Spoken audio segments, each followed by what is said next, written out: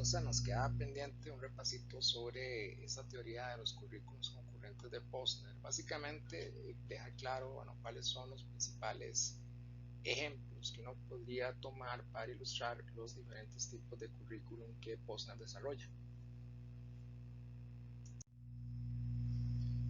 Recordemos que el primer tipo de currículum que Posner establece es el que se denomina oficial, que en realidad es un currículum escrito y recibe otros nombres como el de formal o prescrito.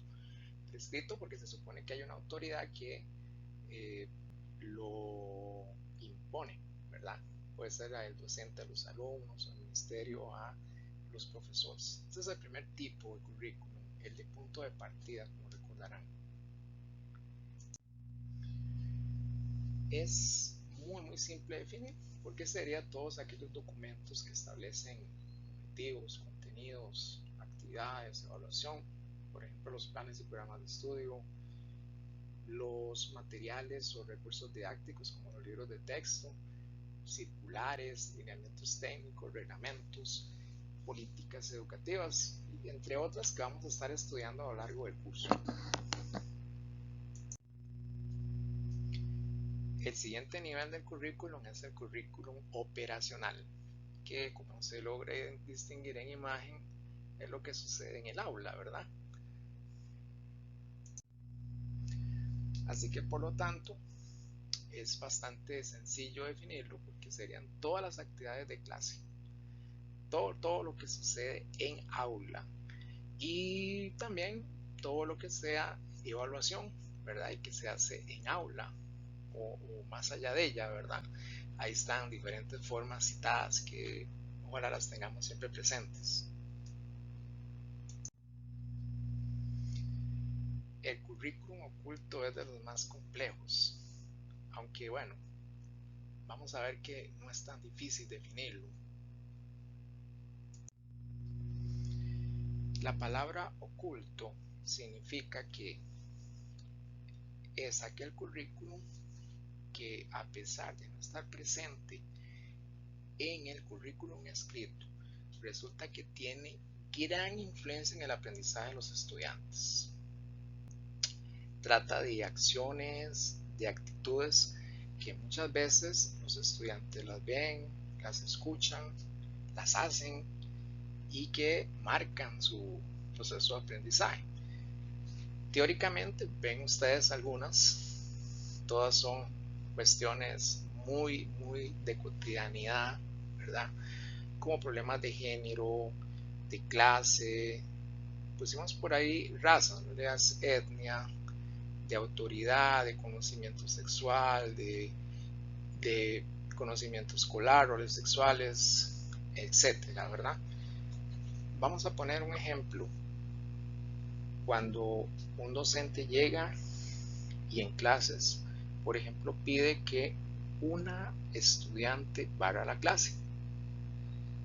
De alguna manera, con esa solicitud da a entender que solo las mujeres son las que barren la clase. Y es algo que puede llegar a tener una influencia muy grande en el aprendizaje de los estudiantes.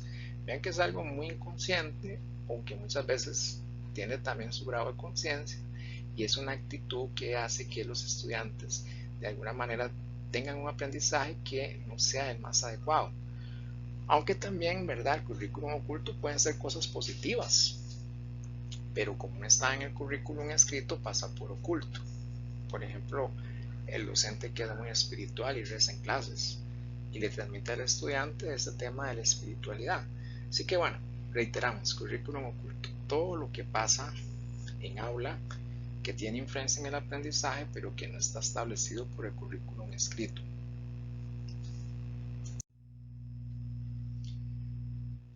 Parecido sucede con el currículum nulo. Es todo aquello que se ha dejado fuera del currículum escrito y que sin embargo tiene mucha injerencia en el aprendizaje de los estudiantes. No sé, por decir algo, temáticas de sexualidad que son adrede eliminadas del currículum escrito, pero que en un salón de clase pueden salir a relucir y que bueno, el docente puede de alguna manera reprimirlas, pero eso lo que genera es un currículum nulo. No sé, cuando te hacen una pregunta sexual y vos respondes en clases que eso no está en el programa de estudio, que no tenés por qué responderlo, es una manera de hacer currículum nulo. Y es una forma también de agresión, ¿verdad? Como se puede ver. Y finalmente tenemos el currículum adicional, también conocido como extracurriculum, ¿verdad? Que es todo lo que se hace que no está en el currículum escrito y que, bueno, puede llegar a tener efectos positivos en el estudiante. Por ejemplo, las bandas de música, los equipos de deporte, clubes de ciencia, experiencias de esta naturaleza que son fuera de aula y que ayudan a que un estudiante salga adelante, ¿verdad? Y se pueda identificar con la institución y con todo lo que es el proceso de aprendizaje. Los niveles de planificación curricular es algo más concreto, más sencillo. Vamos a resumirlo muy rápidamente. Primer nivel, el macro. Como se dice en la imagen que notan, es todo aquel nivel que surge de disposiciones, de prescripciones del Ministerio de Educación Pública, por ejemplo. Entonces, la macroplanificación es aquella que responde a contextos internacionales. No sé si vemos ahí un listado realmente grande de cuestiones que a nivel internacional nos rigen. Bueno, voy a marcar una, el Convenio Centroamericano de Educación, que es el que determina la presencia del curso lectivo 200 días. Ven, es algo que a nivel internacional determina. O puede ser nacional, nada más que es gubernamental, todo lo que dispone el MEP. O leyes, vamos a marcar la 7600, que esta semana había que leerla y repasarla. Bueno, eso es parte de un currículum macro. Ahí podemos ver otros niveles también, otros ejemplos del currículum macro. Por ejemplo, las universidades públicas deben seguir lo que el Consejo Nacional de Rectores define, ¿verdad? Son ejemplos de currículum macro. Los planes y programas de estudio, por ejemplo, es un currículum macro. El currículum meso es el que ocurre a un nivel institucional, lo que las instituciones definen de cómo hacer el currículum. Entonces, lo que las instituciones definen de cómo implementar el currículum a nivel macro en su contexto, en Costa Rica casi no existe, ¿verdad? Recuerden que en Costa Rica lo que el MEP dicta inmediatamente se aplica en cada institución. Pero, por ejemplo, las universidades públicas sí manejan este nivel de planificación meso. Pongo como ejemplo los estatutos orgánicos de la UCR, o donde yo trabajo en la UNED, que hay un modelo pedagógico. Ven, son proyectos en un plan institucional que contextualizan la macroplanificación. Reitero que en los preescolares, en las primarias y secundarias públicas de nuestro país esto no existe y es un problema bastante serio en el sistema educativo. Finalmente tenemos el nivel micro, y la microplanificación es lo que sucede en el aula, lo que leíamos sobre planeamiento didáctico. Eso es microplanificación. Ahí pueden ver algunos ejemplos.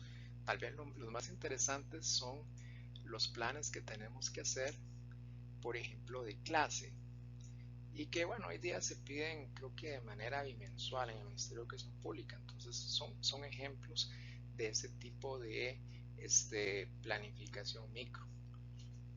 Algunas minutas, diarios de clase que se hacen, o en el contexto nuestro del curso, el programa que yo entregué el primer día de clases es un ejemplo de programación micro.